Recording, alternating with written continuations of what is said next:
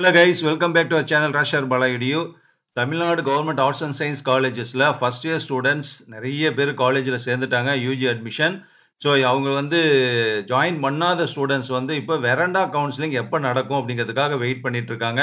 அது சம்மந்தப்பட்ட வீடியோ கூட ஏற்கனவே கொடுத்துருக்கோம். ஸோ இன்னும் ஸ்டூடெண்ட்ஸ் வெராண்டா கவுன்சிலிங் சம்மந்தப்பட்ட அப்டேட் நியூஸ் கொடுங்க சார், அந்த டேட்டே தெரியல அப்படிங்கிற மாதிரியான ஒரு கமெண்ட் சொல்லிட்டு இருக்காங்க. ஸோ அது சம்மந்தப்பட்டது அந்த வீடியோவில் பார்க்க போகிறோம். அதுக்கு முன்னாடி நம்ம சேனலை சப்ஸ்கிரைப் பண்ணால் பார்த்துட்டு இருந்தீங்கன்னா உடனே சப்ஸ்கிரைப் பண்ண கிளிக் பண்ணிக்கோங்க, ஓகேவா? ஸோ வெரண்டா கவுன்சிலிங் அப்படிங்கிறது ஓப்பன் கவுன்சிலிங்.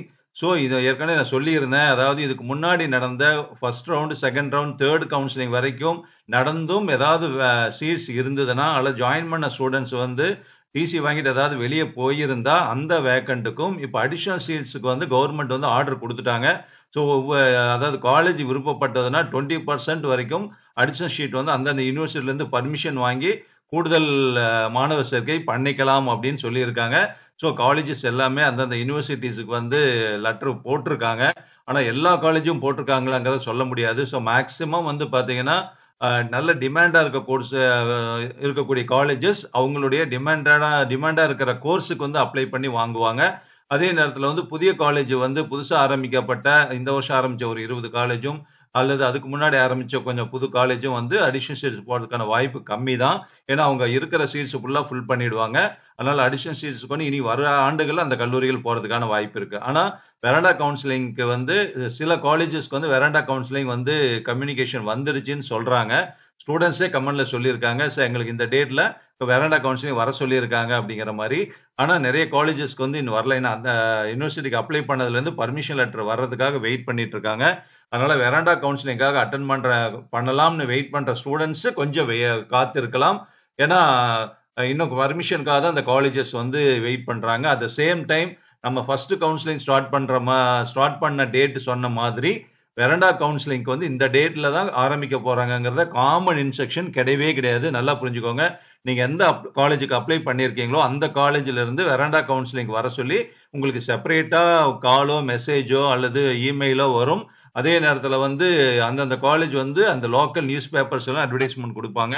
ஸோ அதை வச்சு தான் நீங்கள் அட்டன் பண்ணணும். நிறைய ஸ்டூடெண்ட்ஸ்க்கு டவுட் என்னன்னா, சார் வெரண்டா கவுன்சிலிங்காக கால் வரலன்னா கூட நான் போய் அட்டன் பண்ணலாமா அப்படிங்கிறாங்க.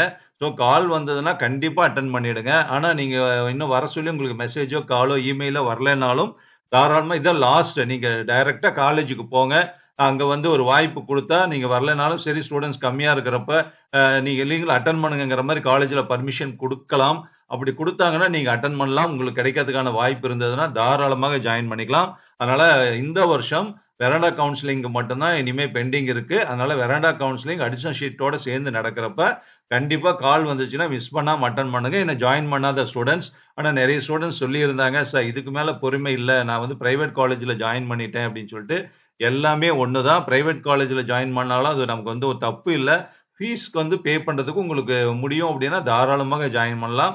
எந்தவித வேறுபாடும் கிடையாது. கவர்மெண்ட் காலேஜ், பிரைவேட் காலேஜ் அது மாதிரியான கோர்ஸ்லயோ சப்ஜெக்ட்லயோ அதெல்லாம் ஒன்றும் டிஃபரன்ஸ் இல்லை.